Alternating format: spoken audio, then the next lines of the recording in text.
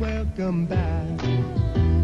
Your dreams. And Mitt Romney is on his way back stateside, heading to Boston after a difficult overseas trip. Mitt Romney is heading back to the U.S. today after wrapping up an international tour that featured some major gaffes. The Republican presidential candidate didn't seem to be able to stop making controversial comments. His trip was marked by self-inflicted wounds at every stop.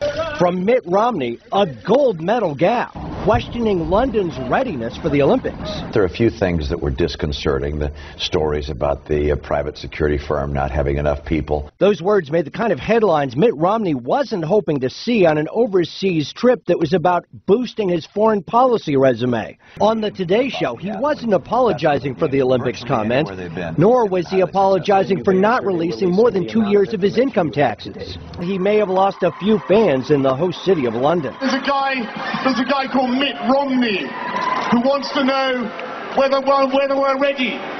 He wants to know whether we're ready. Are we ready? Are we ready?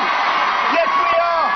And Romney's ready to leave that baggage behind this weekend as he travels on to Israel and Poland. Romney began the week in Israel with a comment that largely overshadowed his visit.